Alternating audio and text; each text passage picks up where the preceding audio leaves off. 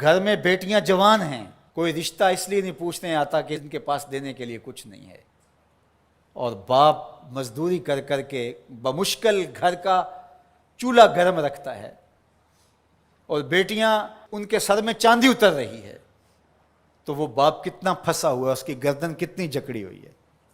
اور اگر کسی کے پاس رقم ہو اس کی ضروریات سے زیادہ، اور وہ اس کا رشتہ دار بھی لگتا ہو، تو اس کو سوچنا چاہیے کہ میں اس کی مدد کروں یا نہ کروں۔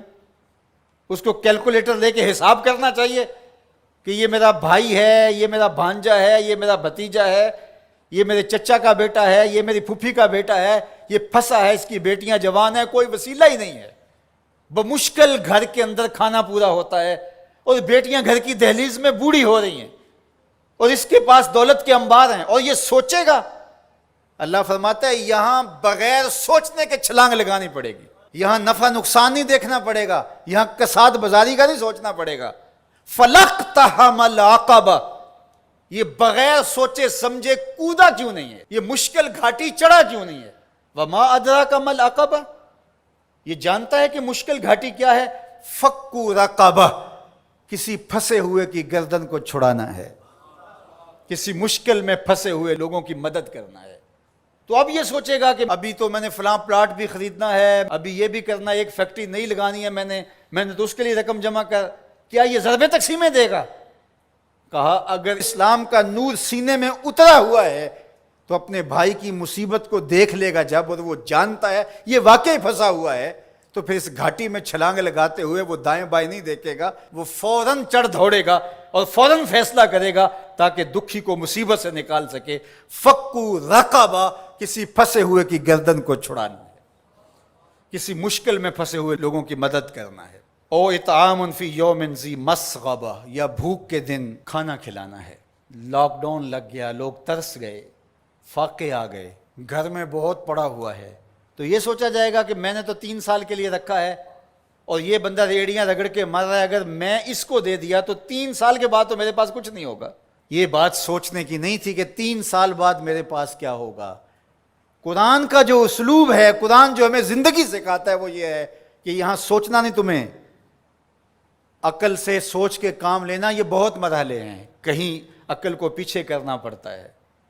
اقبال نے کہا تھا بہتر ہے کہ دل کے پاس رہے چراغ عقل، بہتر ہے کہ دل کے پاس رہے چراغ عقل، لیکن کبھی کبھی اسے تنہا بھی چھوڑ دے۔ کبھی ایسا بھی موقع آتا ہے کہ پھر اس کو پیچھے کرنا پڑتا ہے۔ یہ اپنا نفع نقصان، اپنی ضربیں تقسیمیں نہیں کرنی ہوتی کہ میں نے تو 3 سال کا بجٹ رکھا ہے اور ہمسایہ فاقوں سے مر رہا ہے، اور بندہ کہ سال کے میرے تو پورے ہیں، وہ یوں جمع تقسیم کرتا رہے۔ یہ مشکل گھاٹی ہے، تو کہا اس کو یہ مشکل گھاٹی چڑھنا ہوگا۔ وما ادراک ما العقبہ، جانتے ہو مشکل گھاٹی کیا ہے؟ فک رقبہ، کسی پھنسے ہوئے کی گردن کو چھڑانا ہے۔ او اطعام فی یوم ذی مسغبہ، بھوک کے دن کسی کو کھانا کھلانا ہے۔ یتیما ذا مقربہ، کسی قریبی یتیم کی مدد کرنا ہے۔ او مسکینا ذا متربہ، یا خاک نشین مسکین کی مدد کرنا ہے۔ یہاں جو لفظ قرآن نے استعمال کیا نا، یتیما ذا مقربہ، قریبی یتیم، تو کیا اس کا مفہوم یہ نکلتا ہے کہ جو دور کا یتیم ہے اس کی مدد نہیں کرنی؟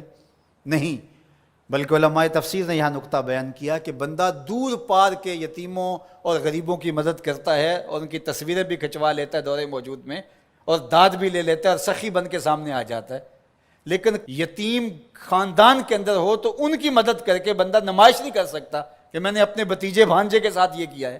جو بندہ نفس کا غلام بن جاتا ہے اس کے لیے مشکل ہو جاتا ہے۔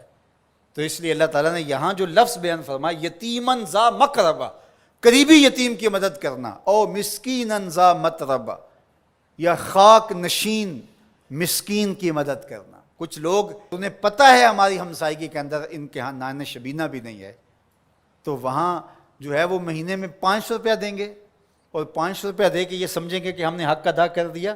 ان کی ضرورت کو آپ نے پورا کرنا تھا۔ مختلف لوگوں کو تو آپ کروڑوں روپے بانٹ رہے ہو، اور آپ کی فیکٹری میں جو ملازمت کر رہے ہیں آپ ان میں کتنوں کو جانتے ہو کہ مشکل سے اس 15,000 روپے سے اس کا گھر چلتا ہے، اور اس کی بہنیں جوان ہیں، اور یہ بیچارہ اوور ٹائم بھی لگاتا ہے، پھر بھی گھر کا خرچہ پورا نہیں ہوتا۔ تو تم باہر جو کروڑوں روپے دے رہے ہو تو بہتر نہیں تھا کہ اپنے اس مزدور کی تم مدد کر دیتے؟ اللہ ہم سب کو سورہ البلد کے مضامین پر غور و تأمل کی توفیق